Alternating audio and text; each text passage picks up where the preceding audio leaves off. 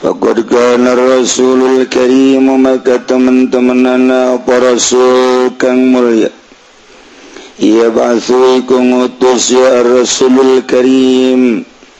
khiyarata ashabihi pirang-pirang pilihan pirang-pirang sahabat kangjeng Rasul ila da'watil islamiyah karena nyebarkeun dakwah kang bangsa Islam wa ta'limi akamiddin lan ngawurukan ing pirang-pirang hukum agama.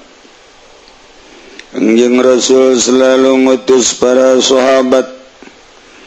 anu geus dipake kaandal dina ilmuna ke berbagai negara untuk nyebar luaskeun dakwah Islamiyah jeung nyebarkeun hukum-hukum agama. Pada hakikatna kuari ge sarua bae dimuncul-munculkeun ku Gusti Allah para ulama-ulama nyebarkeun agama anu nyana sebenarna mah sering kapanggih jeung Kangjeng Nabi dina impian atau mungkin pernah sekali dua kali. Anu henteu pernah ngimpi mah nupang ngimpina kapanggih jeung bupati jeung gubernur tama ulah ka nyebarkeun agama mendingan nyen proposal bae jang ganti mobil yang tina Avanza ka Kijang ka Fortuner kuari ka Pajero kuari geus mikir-mikir ributnya hayang ganti ka naon ye ai ka hayang mah Lexus nganasanna teu kaontal Haji Pendi mah bebeakan malah mah lain ganti ludes beak kabeh jeung sepeda-sepeda ku bakating ku ikhlas-ikhlasna jadi geus bebeakan kabeh orenganan lain ikhlas. Perhatian di masyarakat macam-macam baik paling yang menang jauh emas tidak datang ke jauh ambon-ambon aja. Kagod bahasa Aba Musa lan teman ngutus Kangjeng Rasulul Karim ingki Aba Musa wa Mu'adzan lan ki Mu'adz ilal Yaman maring negeri Yaman. Daya ini alaika ngajak kabe wajah ini lan nyubadanan kabe wa zawadahuma bin nasahi lan maklan ya Kangjeng Rasul ingkarone Aba Musa lan Mu'adz kalawan pirang-pirang nasihat. Aba Musa Mu'adz jung sebarkeun agama di negeri Yaman ajak supaya bentah mata hati orang Yaman dibere nasihat-nasihat ku Kangjeng Nabi nu kudu disebarkeun wa minha bima yata'allaqu bisani zakat likut tetap setengah saking nasihat ima yata'allaqu ing dalam barang kang cumantel yang bisani zakat kalawan kalakuan zakat baulu tapi ucapan Kangjeng Rasul ngucap-ngucap ing lapan la takhudhu bis sadaqah ila min hadhil asnafil arba'ah aja ngalap sira kabeh ing dalam sedekah angin saking ikilah pirang pantakang papat kade Mu'adz Aba Musa ulah sok sacokot-cokotnya nya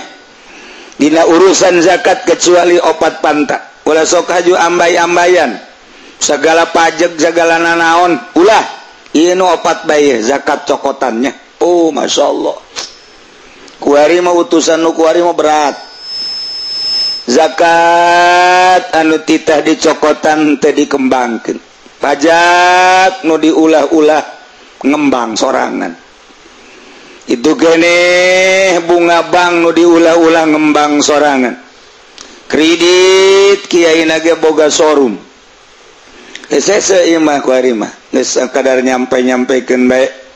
nu mere hidayah nama geus kajen Gusti Allah ya anu nentang nage kiai keneh wasok ngadengekeun ki uci moal maju negara geus urang mah urang nyana mah nyana bae geus wae ngridit mah ngridit bae geus cokot mobil motor masalah tanggung jawab aing di akhirat bapak sia. Orang Cisoka tuh ngomong bapak sia. Bloon tuh orang Cisokanya. Di orang bloon. Ini penting bapak sia. Aya kos kitu tadi Cisoka. Emang bloon kabeh meureun di Cisoka mah. Ayo aing wani ge orang Cisoka bae. Puguh bae. Aing ge nyaho di nyana. Wala la gairu ala yujadu pitil kal jihad lan manawa pasalian hadhil asnaf iku aratan muya gair pitil kal jihad ing dalem mangkono jihad palasru nisbiun maka wete hasu iku kang bangsa nisbi abi hasabi galabatiha atawa kalawan ngitung-ngitung ngalingrihe asnaf wa kasratiha lan akeh asnaf wa qad alaqal aimma bil arba'atil mazkurah teman-teman madakan sabab pirang imam kang bab kalau pirang imam kalawan kang babat kang den tutur kullama kana muqatatan kullama kana misah kullama kana ing zaban-zaban barang kang ana yang muqatatan iku kang dari kekuatan wa hadza qiyasun jaliyun tawi kila qiyas iku qiyas kang mangsa jali panjang mun dibongkar mah diceritakeun lah ya mangajina ge terenggesan ya sanajan dibongkarkeun ge emang teu nyararona naon ya geus kumaha aya bae lah kama anna hunaka mayara umuma ijabiz zakat kaula satuna ikut tetep dalam kana panggonan kawong kang ningali yaman ing umum wajib zakat iku lima yakruju ing dalam saban barang kang metu yama minal ardi saking bumi hatal khadarat mala-mala sakeh kang ijo-ijo tamasukan bi zahiri umil hadis kena rangga kergalawan zahir umum hadis bima saqatis sama wal usyur tegese hadis bima saqatis sama wal usyur at-tahlilul labyi la ta'khudhu bi sadaqah bi zakat ila min hadhil asbil arba'a maqamu utai maqam hadis iku anu sadun kelakuan la tajibu zakat iku ora wajib apa zakat bi ghairi hadhil asbab dalam lian ikilah pirang pantak kama sayati badu kaya barang kang besok bakal tegaya main dalam sosai ikilah iki hadal makan afaan Rasulullah alam jibi zalik zakatan tegese orang ngawajibkeun ya kang yang Rasulullah ing dalam mengkono ing zakat gair ke gair arbah isnaduhu dhaifun li anna fi hadhihi Muhammad bin Abdullah kena satu ikut dalam hadis opo Muhammad bin Abdullah al-Azrami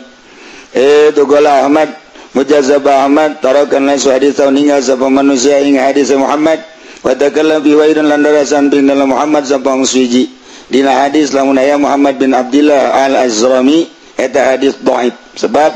jelema ieu henteu pati bisa dipercaya rada aya bohong-bohongan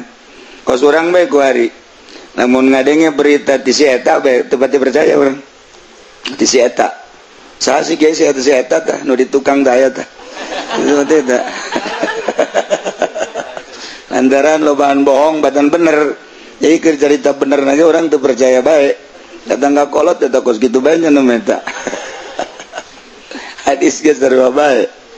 ikul hadis cirian di sisi ialah balag akhir Sya'ban mudah-mudahan orang bisa kapanggih dijaga di bulan Syawal dina nyaritakeun tentang hadis-hadis anu patali jeung fikih jeung mudah-mudahan zalila urang ngaji ieu dijadikeun ganjaran ku Gusti Allah jadikan bekal jaga di akhirat minggu hareup urang teu kudu mawa kitab urang nyaritakeun tentang bag-bagan puasa wallahu a'lam bissawab alhamdulillah.